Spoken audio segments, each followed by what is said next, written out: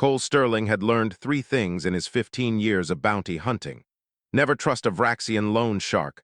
Always check your fuel cells before jumping. And the universe had a sick sense of humor when it came to timing. Target acquired, Arya said, her voice cutting through the cockpit's ambient hum.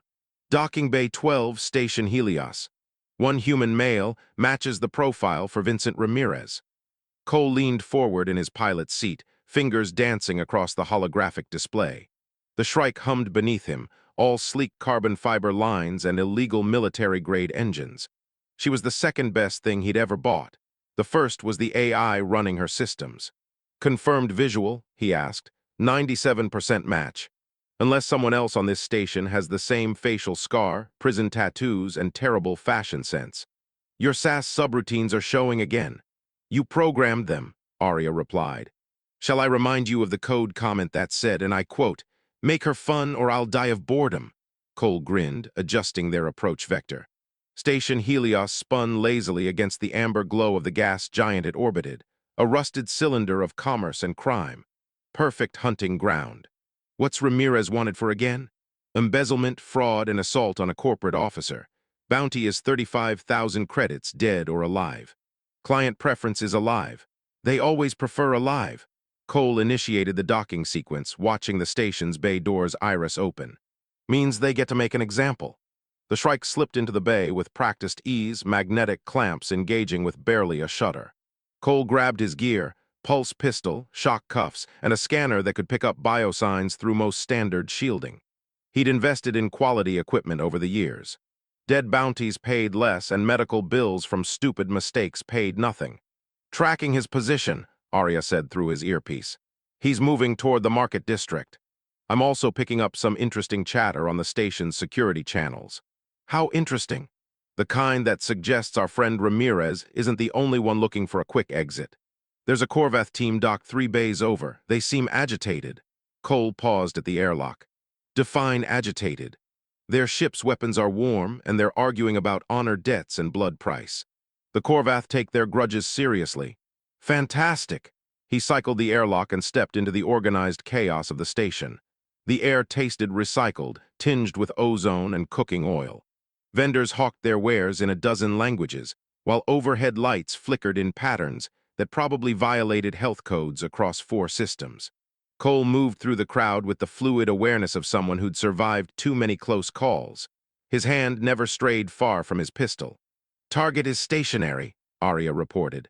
A bar called the Broken Comet, 3rd level north quadrant. Of course it's a bar. Cole found a lift and punched the controls. Is he alone? Thermal scans show 5 other heat signatures in close proximity. Can't determine if they're with him or just enjoying terrible drinks. The lift groaned upward, protesting every meter. Cole used the time to check his weapons charge and review Ramirez's file. Former financial analyst, skimmed 2 million credits from his employer over 3 years, got greedy and tried to eliminate the auditor who noticed. Standard story. Greed and stupidity, humanity's greatest hits. The Broken Comet lived up to its name. The interior looked like someone had crashed a ship into a cheaper ship and decided to serve alcohol in the wreckage. Cole spotted his target immediately. Ramirez sat at the bar, hunched over a drink, looking exactly like his photo minus the confidence. Cole started across the floor, hand moving to his cuffs. Then the Corvath walked in. There were 6 of them, each standing over 7 feet tall, their scaled hides gleaming under the bar's dim lights. Corvath were reptilian predators with a warrior culture that made human history look pacifist. They also had excellent pattern recognition, which meant the lead warrior's eyes locked onto Ramirez immediately. Blood debt, the Corvath snarled in heavily accented standard. You killed my brother on Tartarus Station. Ramirez's face drained of color.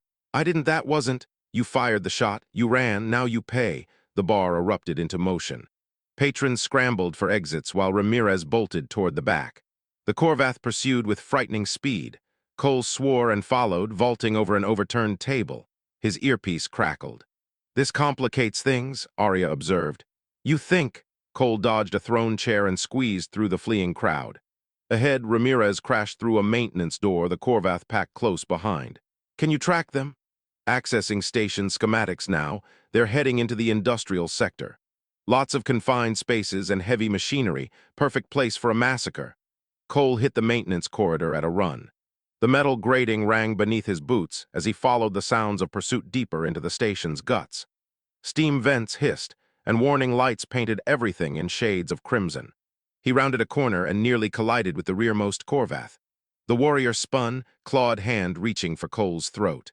Cole ducked, drove his elbow into the creature's knee joint, and triggered his pulse pistol at minimum charge. The Corvath dropped, stunned but alive. 5 to go, Arya said. And Cole. Station security is responding. You have maybe 3 minutes before this gets very official. Cole pressed forward into a vast chamber filled with atmosphere processors. The machinery thrummed with enough power to make his teeth ache. Ramirez had taken cover behind a coolant tank while the remaining Corvath spread out, cutting off escape routes. The lead warrior raised a plasma caster. No honor in hiding, human. This is my bounty, Cole called out, stepping into view with his pistol raised. Territorial laws apply. He's mine, the Corvath leader turned, assessing Cole with predatory focus. You claim this coward's life? I claim his legal custody. He's wanted by the Terran Commerce Authority. I have a registered warrant. For a long moment, the only sound was the processor's mechanical breathing. Then the Corvath leader lowered his weapon slightly. You know our ways. I know you value law and order same as any civilized species. Cole kept his voice steady. Blood debt matters, but so does jurisdiction. This human committed crimes on Terran worlds before whatever happened on Tartarus Station. My claim predates yours. The Corvath's tongue flickered, tasting the air. You would deny us justice. I'm offering you a deal. Cole holstered his pistol slowly, hands visible. I take him into custody, transport him to face Terran authorities. Once they're done, if you still want him, file your claim through proper channels. Honorable pursuit beats the chaos of a firefight in a confined space with security incoming. Cole, you beautiful, insane human, Arya whispered. You're actually trying to negotiate with a Corvath honor pack. The leader's eyes narrowed. Then, impossibly, he laughed, a sound like rocks grinding together. You have courage or stupidity. I cannot decide which. Both, usually. The Corvath gestured to his warriors. They lowered their weapons reluctantly. We accept your terms. But know this, bounty hunter, if Terran justice fails, we will find him. Fair enough. Cole moved toward Ramirez's hiding spot, keeping the Corvath in his peripheral vision. Vincent Ramirez, you're under arrest for. Ramirez lunged, a maintenance tool in his hand, swinging for Cole's head. Cole twisted, caught the man's wrist, and applied pressure until the tool clattered to the floor. He had the cuffs on Ramirez before the accountant could even register the reversal. Nice try, Cole said, hauling him upright. Arya, plot the fastest route back to the Shrike. Already done, station security is converging on your position. I've prepared a statement of legal authority for broadcast. Should buy you about 90 seconds. Cole dragged Ramirez toward the exit, nodding to the Corvath leader. Pleasure doing business. The warrior inclined his head fractionally. May your hunts be successful, Cole Sterling. The return trip was a blur of corridors and increasingly angry security announcements. Cole moved with purpose, broadcasting his bounty hunter credentials on every available channel, while Arya ran interference with the station's AI systems. You're lucky I like you, Arya said as they reached the docking bay. I just convinced station control that their security footage is experiencing a temporary glitch. Remind me to buy you that upgraded quantum processor you've been asking about. The Shrike waited. Where they'd left her. Beautiful and deadly. Cole shoved Ramirez into the holding cell, a reinforced compartment that had cost more than most ships, and secured him properly. The man had gone quiet, the reality of his situation finally sinking in. Cole settled into the pilot's seat as the bay doors opened to vacuum. Arya, get us out of here before anyone changes their mind. The ship's engines thrummed to life, that familiar vibration he'd come to associate with freedom. They lifted free of the station's grip and accelerated toward open space, leaving Helios spinning in their wake. All systems nominal, Arya reported. No pursuit detected. I'm setting course for the nearest Terran Authority station. Cole leaned back, letting the tension drain from his shoulders. Good work back there. The security footage thing was inspired. I have my moments. There was a pause. You know, negotiating with the Corvath was genuinely risky. They could have just killed you both. Could have. But I've learned something about honor cultures. They respect directness. And they hate unnecessary chaos more than they love revenge. Still a gamble. Everything's a gamble in this line of work. Cole pulled up the bounty confirmation. Watching the credit transfer process start. 35,000 would cover fuel, repairs, and maybe that processor upgrade. Besides, we got what we came for. The stars stretched past the viewport as the Shrike jumped to faster than light, reality compressing into streams of light. In the holding cell, Ramirez sat with his head in his hands, contemplating the choices that had led him here. Cole thought about the Corvath, about honor and law, and the thin lines that kept civilization from tearing itself apart. Humans had a reputation in the galaxy. Stubborn, unpredictable, occasionally brilliant, and willing to negotiate when smarter species would fight. It wasn't always deserved, but Cole tried to live up to the better parts of it. "You know what the funny thing is?" he said after a while. "Enlighten me," Arya replied. "The universe keeps trying to prove that humans don't belong out here. Too aggressive, too chaotic, too willing to break rules." He gestured at the holding cell. "But guys like Ramirez exist in every species. Greed isn't uniquely human, neither is violence or cowardice." "True. Though your capacity for both extreme stupidity and unexpected brilliance does seem statistically higher," Cole laughed. "Fair point. What's our ETA to the authority station?" 18 hours at current speed. Plenty of time for you to catch up on sleep, food, and basic hygiene. You smell like a Corvath's armpit, by the way. Your sensor subroutines are getting too sensitive, or your hygiene standards are declining. It's a toss-up. He stood, stretching muscles that protested the day's excitement. The Shrike would handle the navigation, Arya would monitor their passenger, and Cole could finally rest. Tomorrow they'd deliver Ramirez, collect their payment, and start looking for the next job. That was the rhythm of his life: hunt, capture, collect, repeat. Some people might find it monotonous, but Cole had learned to appreciate the simplicity. The galaxy was vast and chaotic, filled with species and cultures and conflicts that could overwhelm if you thought too hard about them. But a bounty? That was straightforward. Find the target, bring them in, get paid. "Arya," he said, heading toward his quarters, "thanks for having my back today." "Always," she replied, and if an AI could sound warm, she managed it. "Though next time, could you avoid antagonizing warrior species? My risk assessment algorithms can only handle so much stress." "I'll try." "No promises." Cole fell into his bunk fully clothed, exhaustion claiming him almost immediately. The last thing he heard was Arya's voice, soft through the ship's speakers, humming something that might have been a human lullaby or might have been her idea of a joke. Either way, it felt like home. Hours later, Cole woke to Arya's alert chime. He stumbled to the cockpit, still half asleep, to find the Terran Authority station looming ahead. It was a massive construct, all white panels and regulation lighting, the polar opposite of places like Helios. The transfer went smoothly.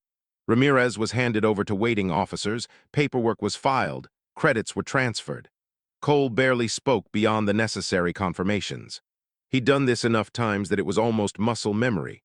Back on the Shrike, he checked their account balance and allowed himself a small smile. 35,000 credits, minus docking fees and fuel costs, left them comfortable for the next few weeks. "New job postings are already coming in," Arya announced. "We're developing quite the reputation. Good reputation or bad reputation, does it matter? Both pay the same."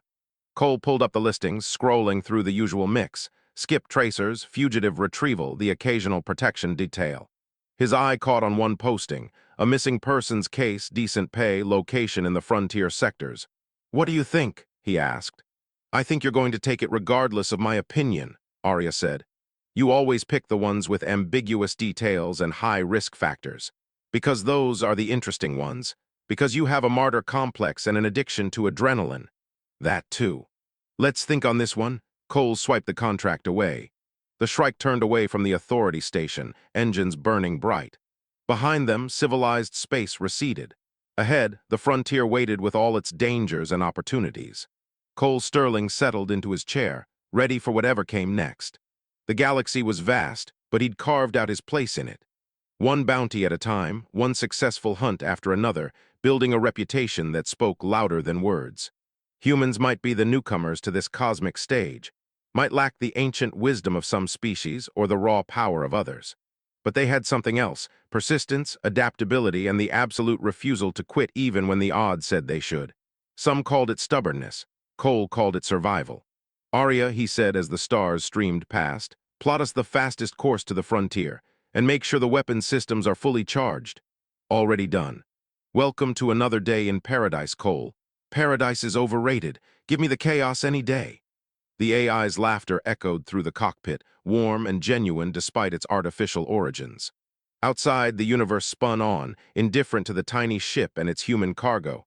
But that was fine. Cole Sterling had never needed the universe's approval. He just needed fuel in his tanks, credits in his account, and a target to chase. Everything else would sort itself out. Part 2. The distress beacon hit the Shrike's sensors 3 hours into the frontier jump, which meant Cole's luck was running true to form. "Please tell me that's not what I think it is," he said, studying the readout. "If you think it's a modified emergency transponder broadcasting on military frequencies from a ship that's officially listed as destroyed, then yes," Arya replied. "It's exactly what you think it is." Cole's jaw tightened. He recognized that signature. "The Widowmaker? Should I pretend to be surprised that you're going to investigate? Would it matter? Not even slightly." Arya adjusted their trajectory. "For the record, the last time you encountered Captain Riley Bennett, you ended up shot, broke, and abandoned on a mining colony." "She didn't abandon me. She created a tactical diversion, with you as the bait, without informing you." Cole didn't respond because Arya was absolutely correct. Riley Bennett had been his partner for 3 years, the best damn pilot he'd ever flown with, and the reason he'd learned to always check his accounts after a job. Their partnership had ended spectacularly on a station above Arcturus Prime, involving a corrupt governor, a stolen data core, and Riley disappearing with both the payment and his favorite jacket. That was 4 years ago. He'd moved on. Mostly. The Widowmaker materialized on visual as they dropped from FTL, a sleek combat yacht with illegal modifications visible even from a distance. She was listing badly, trailing coolant vapor, and her engines were dark. "Life signs?" Cole asked. "One human, one Talaxin, both alive, but the readings are weak. Hull breach in the aft section. They're losing atmosphere." Cole's hands moved across the controls automatically. "Prep the docking clamps. And charge the weapons. Paranoid? Experienced?" The Shrike matched velocity with the damaged yacht, extending clamps that locked onto the hull with metallic authority. Cole grabbed a breather mask and his pistol before heading to the airlock. The familiar weight of the weapon was reassuring. The yacht's interior was a disaster. Smoke hung in the recycled air, emergency lighting painted everything crimson, and something sparked intermittently in the overhead conduits. Cole followed the life signs Arya fed to his HUD, moving through corridors he remembered from a different lifetime. He found them in the cockpit, Riley slumped in the pilot's seat, blood matting her dark hair, and her Talaxin partner, Crix, unconscious against the navigation console. Both were barely breathing. Cole moved to Riley first, checking her pulse. Strong enough. The head wound looked worse than it was, probably a concussion from the impact. Her eyes fluttered open, unfocused, then sharpened as they recognized him. "Cole Sterling," she managed, voice rough. "My guardian angel. Shut up and don't move." He pulled out a medical scanner. "What happened?" "Ambush. We were transporting cargo, legitimate for once, and someone decided they wanted it more." She winced as he examined the wound. "Military-grade weapons, professional crew. We barely got away. Cargo, medical supplies for a frontier colony. Outbreak of crimson fever, they're desperate." Riley met his eyes, and he saw something there he didn't expect, genuine sincerity. "I wasn't lying about the legitimate part. I've been running clean jobs for 6 months. I bet you have. Cole, I'm serious. Check the manifest if you don't believe me." He wanted to dismiss it, to maintain the comfortable anger he'd carried since Arcturus Prime. But the desperation in her voice sounded real, and Riley had always been a terrible liar when it actually mattered. "Arya," he said into his comm, "scan this ship. I want to know what they were carrying." "Already on it. And Cole, you should know that Riley's telling the truth. Cargo hold contains sealed medical containers, all properly documented. Vaccines, antibiotics, diagnostic equipment, worth about 200,000 on the black market but configured for emergency medical relief." Riley managed a weak smile. "Told you. Don't gloat. You're still bleeding." Cole moved to Crix, checking the Talaxin's vital signs. The reptilian pilot had a broken arm and significant burns on his side, but he'd survive. "We need to get you both to the Shrike. This ship's done. The cargo will come with us. Arya, can we tow the Widowmaker?" "Not in her current condition. But I can transfer the cargo modules to our hold. Give me 10 minutes." Cole hauled Riley to her feet, supporting her weight as they made their way back to the airlock. She leaned against him, familiar and strange all at once. She still smelled like gunpowder and the expensive soap she claimed to hate but always used. "I really am sorry," she said quietly. "About Arcturus. Save it for when you're not concussed." "I mean it, Cole, that was wrong," she stumbled, and he caught her closer. "I paid you back, you know. Transferred the credits to your account 3 months later." He had noticed the mysterious deposit, had assumed it was a clerical error and never touched it. "Why?" "Because you deserved it. And because I missed working with someone who wasn't constantly trying to double-cross me." They reached the Shrike's airlock as Arya announced the cargo transfer was complete. Cole got Riley settled in the medical bay, then went back for Crix. By the time he had the Talixin secured, Riley had managed to patch herself up and was arguing with Arya. "I'm telling you the Syndicate ships had Terran military markings," Riley insisted. "And I'm telling you that's impossible," Arya countered. "The Terran Navy doesn't operate in this sector. Then someone's using their equipment without permission." Cole entered the medical bay, crossing his arms. "Start from the beginning. What exactly happened?" Riley activated a holographic display with her wrist comm, wincing at the movement. A tactical plot appeared, showing ship movements and weapons fire. "We were on final approach to New Galveston Colony when 3 corvettes dropped out of FTL. Terran design, current generation with full military loadouts. They didn't hail, didn't warn us. Just opened fire. That's unusual," Arya admitted. "Even pirates typically demand surrender first." "Exactly, this was an execution." Riley zoomed in on one of the attacking ships.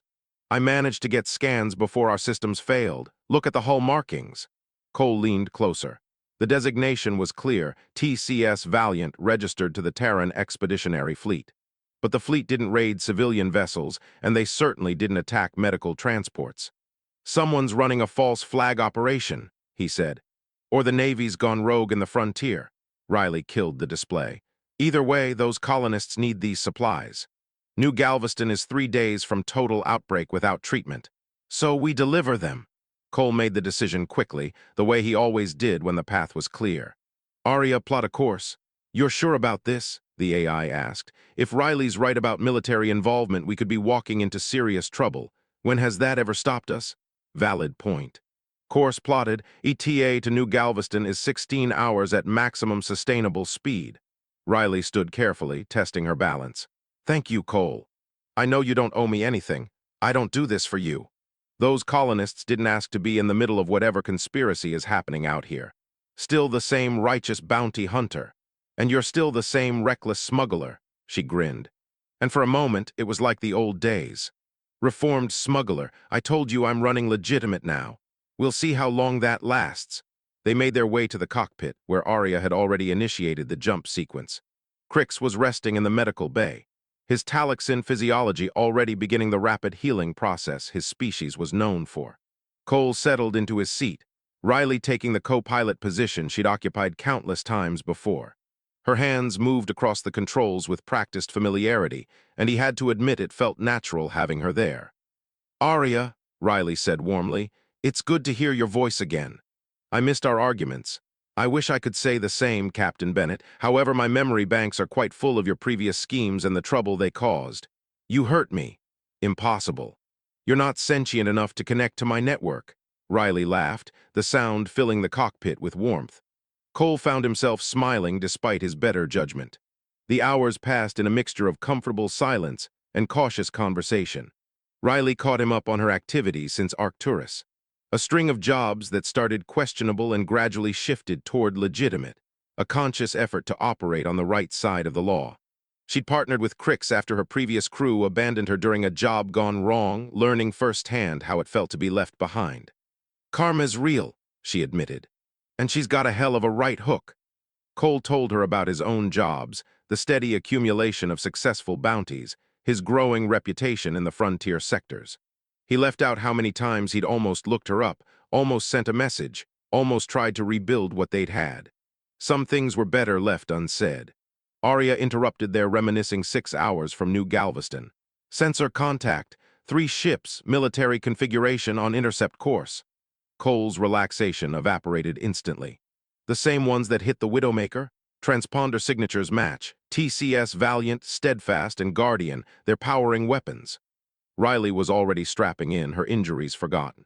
They tracked us somehow, must have tagged the cargo. Arya, can we outrun them? Unlikely, they're faster and we're loaded with cargo. We'd need to jettison the medical supplies. Not happening, Cole and Riley said simultaneously. Then we fight, Arya said. I'll prepare weapon systems. The Shrike was built for speed and precision, not sustained combat. But Cole had invested in quality armaments over the years. Plasma cannons, missile pods, and a few surprises he'd acquired from less-than-legal sources. Against 3 military corvettes, they were still outgunned. We need a force multiplier, Riley said, her tactical mind already working. Arya, what's the local sensor environment? We're approaching the Dagon debris field, remnants of a mining operation that went catastrophic 20 years ago. Lots of radiation, metal fragments, and sensor interference. Riley's eyes lit up. Cole, remember the Titan's run maneuver? He did. They'd used it once to escape a corporate security fleet, threading through an asteroid field while their pursuers crashed into rocks they couldn't track. It was insane, dangerous, and had nearly killed them both. I remember you swore never to try it again, he said. I lied. Think the Shrike can handle it. She's more maneuverable than the Widowmaker ever was. Then let's remind these bastards why you don't mess with humans, Cole grinned. Adrenaline already flooding his system. Arya, transfer navigation to manual. Riley, take weapons control. Oh, good, Arya said dryly. I was hoping we'd do something suicidal today. My risk assessment protocols were getting bored.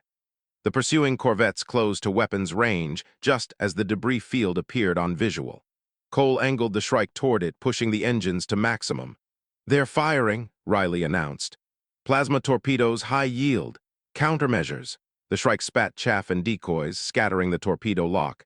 2 missiles veered off course, but the third stayed true. Cole twisted the ship hard to port, feeling the G-forces compress his chest even through the compensators. The torpedo passed close enough to trigger proximity alarms before detonating against a debris fragment. They hit the field at full speed. Cole's world narrowed to pure piloting instinct. Fragment left, twist right, drop below the spinning hull section, climb over the radiation pocket. The Shrike responded like an extension of his will, dancing through obstacles that would have destroyed a lesser ship. Behind them, the corvettes followed, but their larger size worked against them. The lead ship clipped a debris chunk and spun wildly, stabilizers screaming.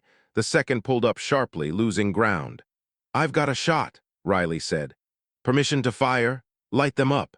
The Shrike's plasma cannon spoke with controlled fury. Riley's targeting was perfect, each shot finding weak points in the corvette's armor. Shields flared and died, hull plating cracked, and the ship began venting atmosphere. One down, Arya reported. The other 2 are adapting their pursuit vectors. Cole pushed deeper into the debris field, following paths that existed only in his memory and instinct. A massive mining platform loomed ahead, dead and tumbling. He aimed straight for it. Cole, that's a solid object, Arya warned. I noticed. He held course until the last possible second, then rolled the ship 90 degrees and threaded through a gap in the platform's superstructure. Metal screamed against their shields, alarms wailed, but they made it through. The pursuing corvettes weren't as lucky.